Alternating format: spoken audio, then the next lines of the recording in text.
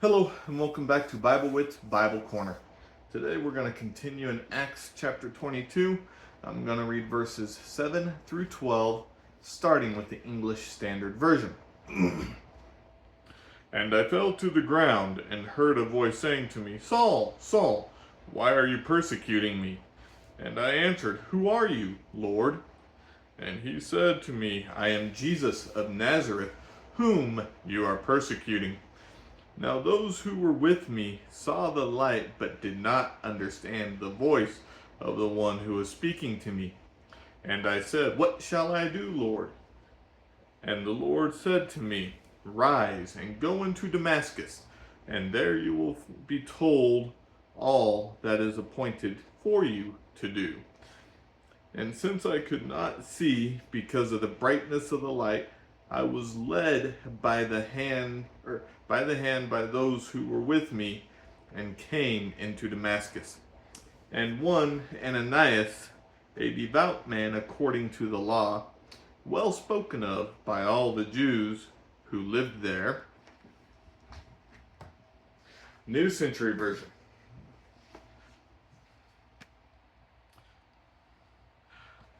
I fell to the ground and heard a voice saying, Saul, Saul, why are you persecuting me?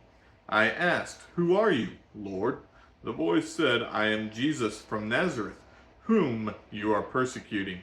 Those who were with me did not understand the voice, but they saw the light.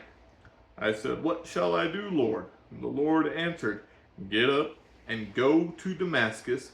There you will be told all of the things I have planned for you to do. I could not see because the bright light had made me blind, so my companions led me into Damascus. There, a man named Ananias came to me. He was a religious man. He obeyed the law of Moses, and all the Jews who lived there respected him. Okay. So here is another example of, in my opinion, very poor verse breaks, because we have one translation that has verse 12 literally in mid-sentence. It ends verse 12 with a comma, so verse 13 finishes a sentence. Another translation does break it down and puts 12 at the end of a sentence. But either way,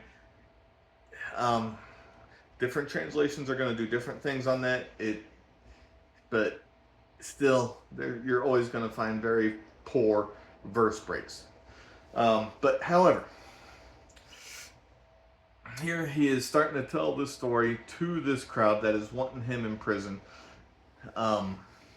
trying to plead to them as a Jew, because these are Jews that are putting him in prison. So, his own people are doing this to him. Just as Jesus, who was crucified, and it's our sins, don't get me wrong on this, it was our sins even today that put Jesus on that cross. During that time, however, it was the Jews that said, crucify Jesus and give us Barabbas. I think that's his name. I could be wrong. But either way, I say that to say this. God wanted his word, he wanted salvation, his word and salvation to be for all people, not just the Jews. Yes, he did choose the Jews at the beginning to lead them, and my thoughts here are, he wanted the Jews not to keep it to themselves. Even during the Old Testament times, he wanted them to teach all of these other places, the Philistines, the Ammonites, all of them. He wanted the Jews to teach all of them his ways, so that everyone, even back then, could follow God. So God here uses Paul to branch out and not just teach the Jews, but also teach the Gentiles. his word. And a lot of that, I'm going to say, and I could also be wrong on this, so please, if I am wrong, let me know in the comments.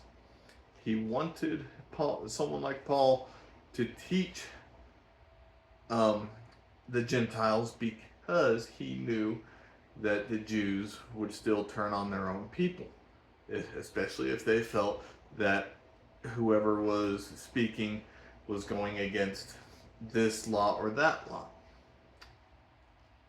So, with that, even today, I've said this before, different churches have different things. There are some people within, I'll use the Church of Christ and the Catholic Church as an example here. There are people within the Church of Christ that say it has to be this way or no way, and if you Catholics over here don't want to comply, then you are not welcome over here. And the Catholics, they'll say the same thing. Well, no, it's this way or no way. So there's this huge barrier that's dividing Christians today. This book breaks that barrier.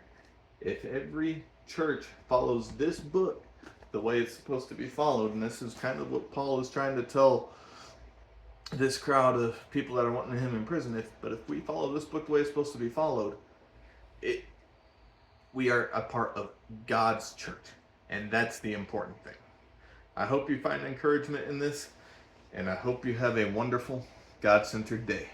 Bye.